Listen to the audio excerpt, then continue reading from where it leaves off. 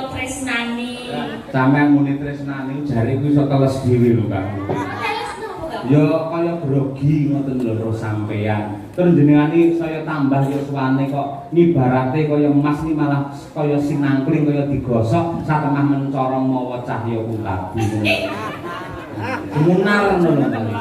Kok gitu? Oh iya, maksudnya tresno itu kan Aku ki lho ngono el. Wah, ini bukesi ya sumunar mawa cahya lho ya niki. Aku ki lho nang omah dadi bojone mele 12 taun. Ora tau lho dilem-lem kaya awakmu el. Piye? Masa kok Bu? Masa nggak pernah dilem toh Bu? Ya. Malah nang awakmu iku lho. Jane ya bukesi Nun sewu itu pendapat yang salah. Bukesi nang dalem ya tak lem ning panjenengane iso ora krasa. Malah nun sewu rek kae lak mbiyen bar umroh to. Dadi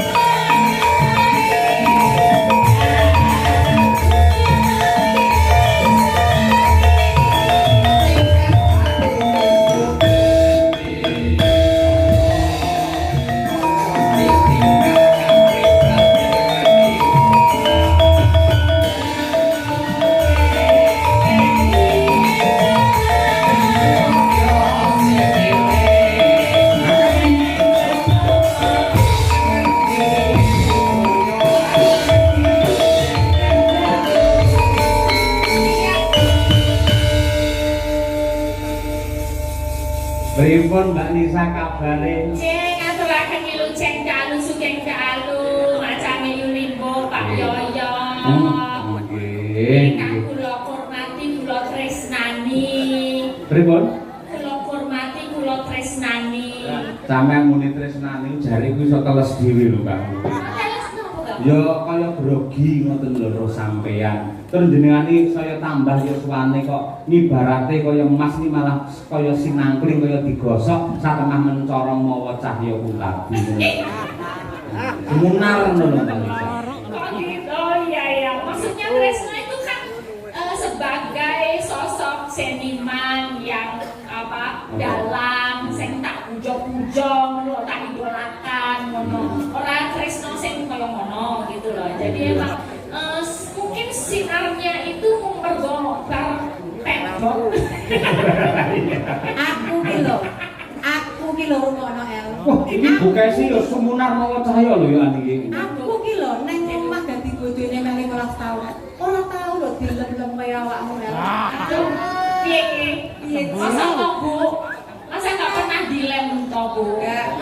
Malah nang awakmu iku lho. Jane ya bukesi Nun sewu itu pendapat yang salah. Bukesi nang dalem ya tak lem ning panjenengane iso ora krasa. Malah nun sewu rek kae lak mbiyen bar umroh to. Dadi sithik akeh ngerti basa Arab. Lah jebul wong Arab kuwi wong lanang ngelem karo bojone sing putih kemerah-merahan iki lingundang piye? Ya Humairah.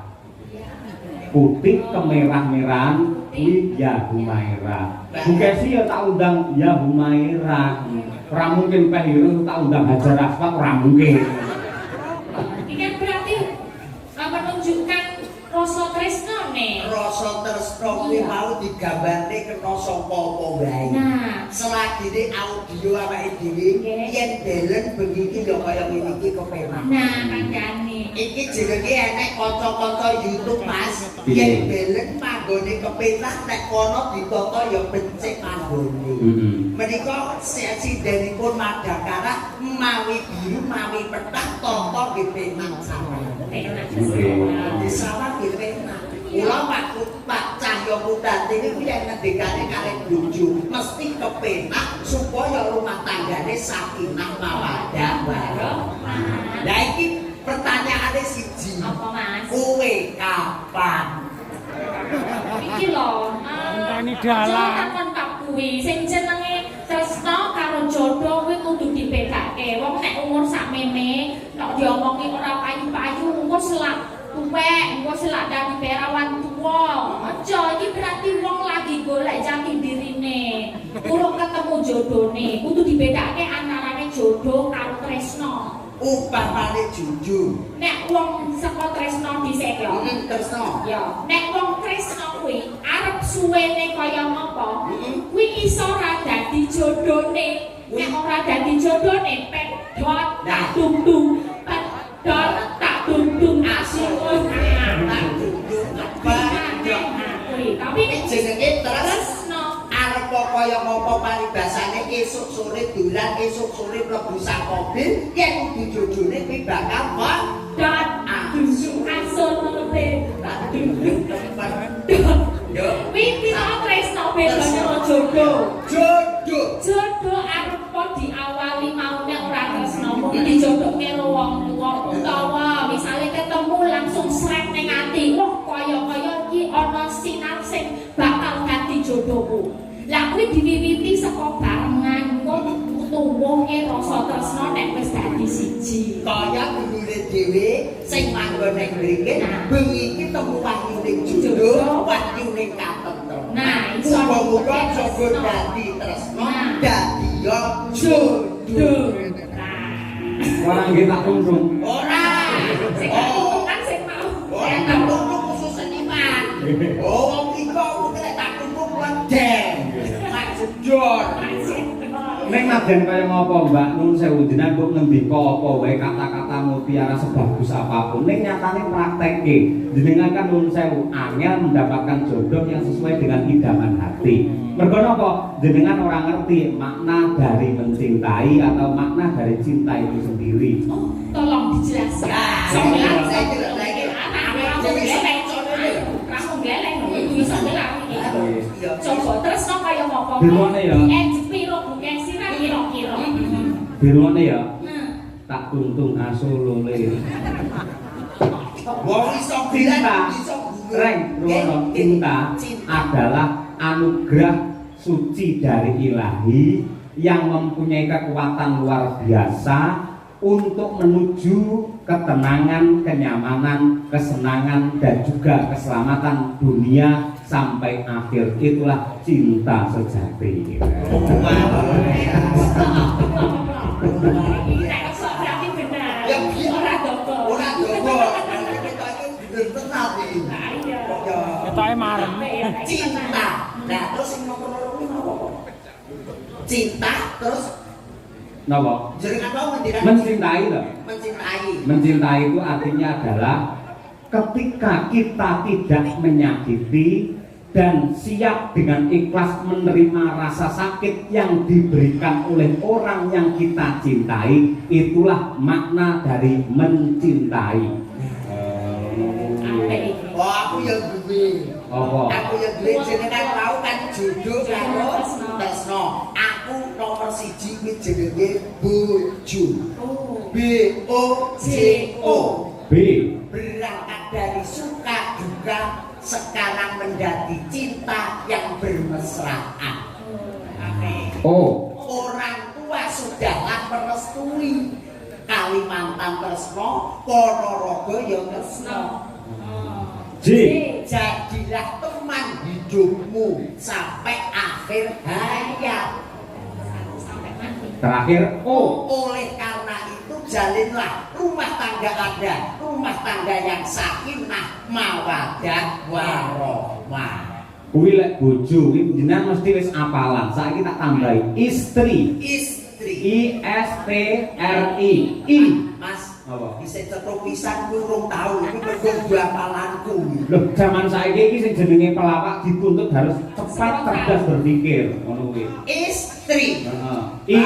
Nuwun sewu lho dongane lho Mas nggih. Iki padha karo tes-tesan biyen Mas dadi tentara iki yo kaya iki. Hati-hati tenan. Lah kene dosen lho kene wong tani lho. Ora kurang bingung piye ning das. Istri. I. Insya Allah beliau akan menjadi keluarga yang sakinah, mawaddah, warahmah. Iki mau sakinae ping muat. Wis to meneng wae kadung ngedas kula. Kaya Balik ke rantung ngangge sakinah. ora kena S. S. sakinah setelah itu Anda harus selalu rukun, Anda selalu memadu kasih supaya keluarga Anda menjadi keluarga yang sakinah, mawaddah, warahmah. Nggih, dagelang telek. Kok teh ra ono. T. Tatak tutup ngantos buku sing Yosua. Dongane kakek-kakek nginen-nginen anggon waringe sakinah, mawaddah, warahmah. Regu-regu paribasane mrono dijak, pulih dijak, oleh rejeki sakota diwenehke sakota, oleh rejeki saklinjing diwenehke saklinjing. Muga kuwi jenenge wong keluargane sakinah, mawaddah, warahmah. Terakhir I. Para penonton kula nyuwun, mangki yen pas sakinah bareng mawon ben pucet raine. Ayo. I. Insyaallah begini iki kula pun lunas, Mas. Lah sakinah. Ora dituki mergo nek bareng-bareng kula kewirangan.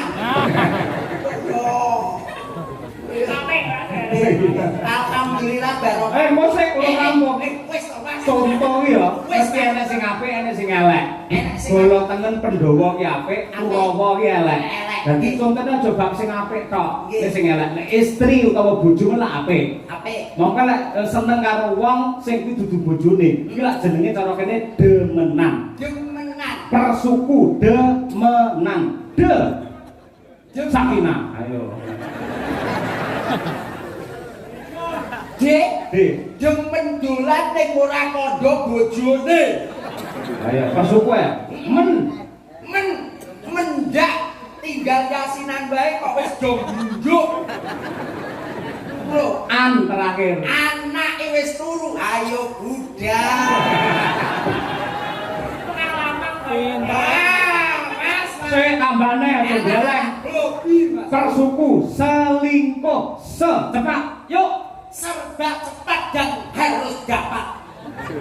Cak. Wong selingkuh ki kudu cepet lah ora cepet ora iso. Kan YouTube lho. Ya lan kulino iki. Di YouTube. Li. Iki nambaran ati tresno mergo kasembadan gledek ning koper kono. Apa lu? NG. Aku ngendikane Prawinase sing penting ora konangan, ora dosa. Terakhir kok. Kok ya kok piye?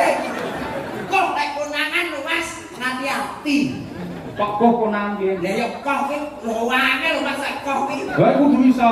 Lek ora iso tarik kembali, ayo. Kok niku tegese ora kena angkuh karo bojone. Kulino bola ben aja ngerti awake dhewe ning hubungane. Wes dadi. Ya aku ora kulino piye. Wong kene hobi. Hobi adate. Biyen cobating sik buka sapa sing nyang pisanan. Kowe. Wah jenengan. Weh. Dapurmu kowe sembayari aku ngono. Alah kula nggih jalan dilentok. Ngapunten Mas Cahyo nggih. Mboten napa-napa. Gudange ilmu, gudange budaya nggih Mbak Elisa.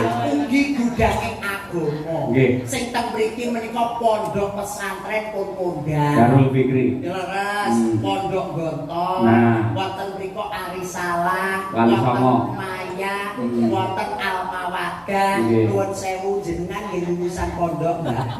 Aku klesen. Kowe langsung ngobong wis. Mbok ngono nggih ngono kok piye kok malah ngobong. Mesake nek ge setelan lho. Aku ramu tenan. Aku kene golek sepeda ning kuwi akan ditinggalke karo Mas Royo. Kuwi bagelane entek-entekane pondok bersalin kae lho. Malah muni aku Kristen lah. Pondok bersalin ya aku kok mek pondok kuwi ora ngaji iki bakul cilok lho. Ngono kok ya. Lah iya ora gejak anu kok dari sepel-sepelan kok. Nggih. Saya Mbak Lisa, nun saya jenengan kan sudah milih-milih lelaki balik kuwi mau. Monggo yo sing nate gandeng karo sam. Piye carane ben gak Iki- ngomong ini malah. Aku ben perhatian karo sampean ben ketok. Ini lo Bu Kesi lo gak tahu malah Pak Yoyo tuh tahu duluan lo kalau aku peton. Hah? 10 tahun. Lah sampean yo ngomong karo aku kaya ngomongi mari kaget. Lah nek wiwiti jenengan kok lewe karo aku Mbak. Oh, langsung tiba-tiba ngerti perasaan Lah aku kan belum muni ngene, minal aidin Bapak izin mohon maaf lahir dan batin. Awan ngono, nyapa lek nyauri sampean kok alhamdulillah aku wis kerja Pak. Iya kok. Loh, ngono ngene kaya. Apa? Lanjutkan. Dukung lho. Kowe jabatanmu apa lanjutkan lho. Loh, Pak niku nggih ngoten nek ketoke seneng greget saute kepenak ya kudu. Tapi jenenge chemistry. Lah iya lah Pak. Lah dulu kan istri. Lah iki kan chemistry. Aja ngerti karo Bu Kesi Mbak Lisa nek panjenengan diakoni ora apa-apa ngono Enggak kuwi. tadi Bu Kesi lo udah WA sama aku. Oh. Saya semangat ya El, yang penting tuh berkarir dulu aja nggak apa-apa. Tapi golek muga-muga entuk jodohmu ning aja Pak Yoyo. Aku udah diwanti-wanti. Iya bener Bu Kesi, lan kuwi dawuh Bu Kesi kudu kok estokke. Harus kamu laksanakan. Dawuh lah aja karo Pak Yoyo ngono to. Ning mriko kicah ya kuntabi. Allahumma. Wah, ya ora doa aku kabeh. Ya upamane yo aku kan yo melu seneng to. Oh biasane tanggapan nek kono uga yo berpisan iki nek awakku kan yo melu. Lho Pak Gareng, pripun jenengan boten preso pripun ati kula. Kula niku ibarate wayang ngoten Dewi Wara Sembadra sing digarwa karo Raden Janaka. Panjenengan preso to? Raden Janaka menika lelananging jagat sing garwane ora mung trima siji, nek saketi Widodari. Iya. Nah, nek aku iki ibarate Sembadra, aku iki wis jembar. Aku malah seneng mergo apa? Bojoku iki berarti lanang jagat, hartine dilane wong wedok sak donya mergo apa? Bojoku pinter melindungi wong wedok sing ayu-ayu tur atine apik. Aku madu karo Lisa ya ora apa-apa. Saya Mbak Elisa nggih, saya Mas Yoyo. Kula pun gadah langganan jamu to kono. Lambemu aku sing enom ora perlu ngono kuwi. Lah terus ngangge apa? Ora nggih apa-apa ngene iki sing bakoh padane awakmu. Isih rasa. Rasa. Rasa. Kita wis bentuk keyakinan. Jadi Beda keyakinan. Mergo aku Islam sampean Kristen ngono to. Lah keyakinan iki. Keyakinan piye? kamu yakin sama aku. Terus, kono? Aku kodok yakin. Saya muni gak yakin rawani deh. Ora wani. Buat bila gak santet kok madul. Kok kadari. Nembak Mbak Lisa nembak. Ada surat-surat juga, ada salam-salam juga. Nah, ini tulisannya apa Mas Gareng nek iso aku yo ora iso kamu deh. Ya Allah. Iki wis BL Wisa. Pun boten iso Mas kula. Aku yo mumet kok. Mumet niki kula. Jan mumet. Yo dibuka sih lho Mas. Lho kok iso dibuka sik? Duite apa ora? Niku teng mriku enten seratane lho Mas. Napa? Lah niku kowe Iya, kok kan jero yo mesti enek to ngerti ya. Oh lah yo, barang pisan Nggih. iki. Ceblokne lho. Wah, tulisannya kayak dokter deh. Salam taklim saking keluarga. Napa niki? Kok jauh banget bacanya Pak. Apa?